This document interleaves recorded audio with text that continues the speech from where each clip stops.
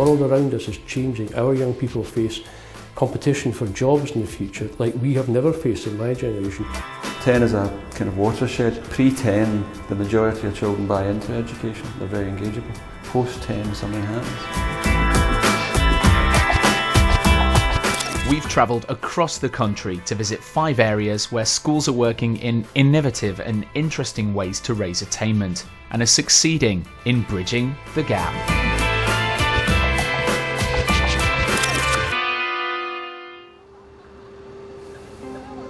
Today we've come to Glasgow, where though the education system is different from England's, many of the issues it faces are the same.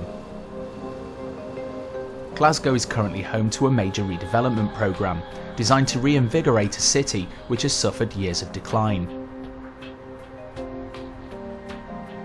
There remain many areas of urban deprivation where economic investments have yet to make an impact.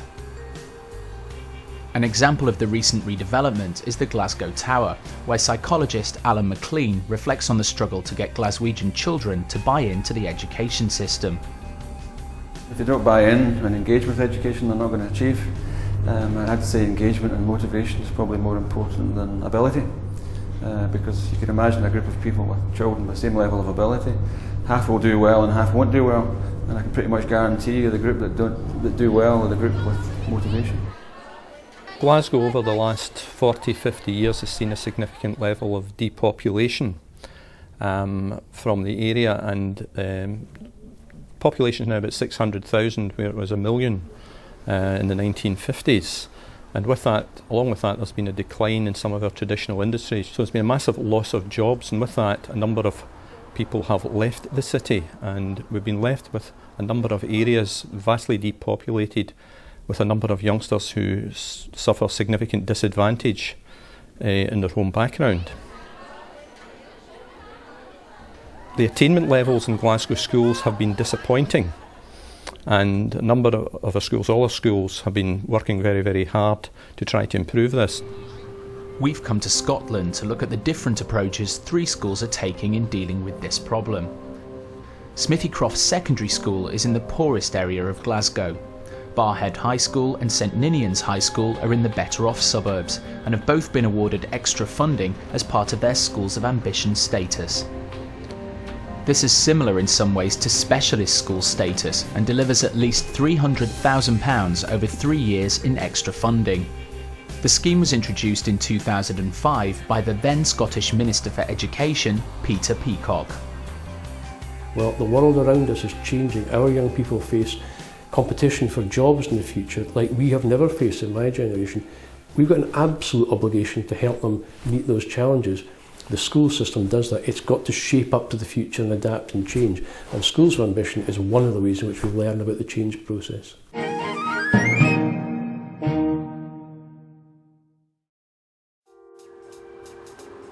Just south of Glasgow is one of the first 20 recipients of funding from the Schools of Ambition, Barhead High School.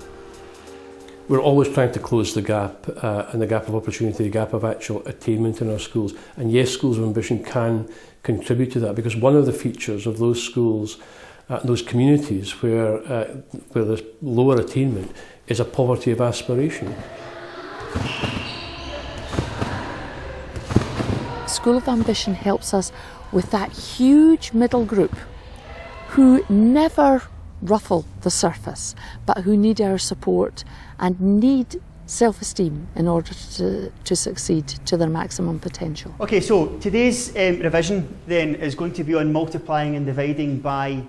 Schools of Ambition funding has been spent on 2 key areas, drama and maths. Maths teacher Gary Maguire uses the funds to offer extra lessons for pupils at risk of falling behind. What it allowed us to do was to enable some second and first year classes to become involved in supported study. It was good for their confidence, because the more that they know before they go into the third and fourth year classes, the more confident they're going to be, so therefore a bit more successful. And a new drama teacher and drama studio have also been funded with the extra cash. Is it on yet? Yes. Okay, I'm Stephen Dixon, here with Andrew Wilson, captain of the SWAT team. Just behind me there's been a huge bank robbery. So Andrew, what happened? Well, the robbers changed from their banks. The extra funding, but much more than the extra funding, the mindset, the way of thinking, the approach, the confidence that it's given. That's what's made this enormous difference. It is the most exciting experience to be part of. Barhead is working to raise the confidence of their students in all sorts of ways, such as this class on survival cooking.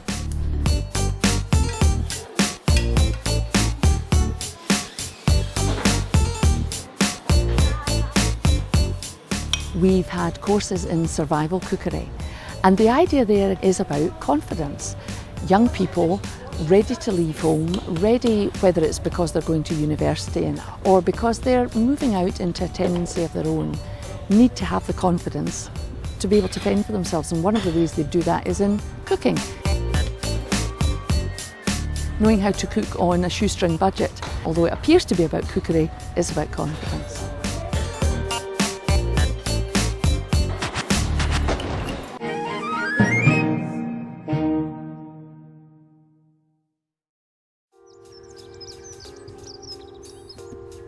We draw youngsters from almost every housing scheme in the northeast of Glasgow. Many of them come from as far away as perhaps 2 miles or so to get to the school. It's in an area of some fairly severe socioeconomic deprivation. 3 years ago we identified, as did schools across the city of Glasgow, that we did have a major issue in the number of youngsters who were not going into employment, continue with education or going into training. We identify this group of youngsters, and really there's no rocket science involved here. What we do is we work with the young people on an individual basis. We've been very successful in addressing the number of our young people who are classified as NEET. In other words, that means not in education, employment or training. About 4 years ago the figure was roughly around about 30% of our leavers were not going to what you might regard as a worthwhile destination. 2 years ago we actually had that figure lowered to 6%, and last year we actually got it down to 0%. In other words, every one of the young people eligible to leave in May of 2006 actually got an appropriate destination, be it in education, employment or training. In order to deliver this individualised help, the school set up support for learning for these 14-year-olds.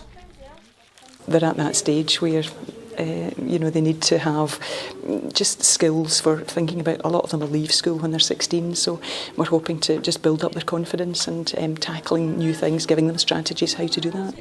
They were actually chosen by the school. The girl who's support for learning head, she had looked at children and looked at the kind of needs that they had, maybe socially and emotionally they needed to be part of a group. Some of them had very low self-esteem, some of them just felt that they weren't good at anything. Even doing something like they're doing just now, the craft work there, they're taking part, they're encouraging one another, and I see a big change in some of the children over the year. A number of our schools have employed extra careers officers, and the careers advisors working with teachers in the schools have helped many of the youngsters prepare for interviews, write application forms for jobs, and I think that's been a major contributor to the reduction in the NEET figures. At Smithy Croft School they've employed Marie Kerr in this role. Basically the Principal Teacher World of Work has a remit that focuses on preparing pupils in the school for after school, really life, work, college, university, whatever it may be, so I can have an input into any of those areas. Marie's role, which seems unique to Glasgow, includes advising students on job applications as well as entry into further education and training. Where are you going now, Debbie? What's your plans for the future? Well, I've got into Stowe College where I'm hoping to study theatre arts. Okay. I'll do that at NQ level, and then people from business who are saying, pupils are coming out of school not prepared for the world of work. And when we say not prepared, we don't mean they don't have the subject knowledge that they learn in school, but they don't have the skills and the qualities that are necessary for the world of work that exists in this end, the west of Scotland, and particularly in Glasgow. You have got a good I can do attitude that will take you through. There are things that they can actually handle, there are things that they can show, and in the wider sense, that enhances their sense of self-belief and gives them a sense of achievement, which I think carries on and allows them to see themselves as being capable of perhaps a bit more than perhaps they thought they were.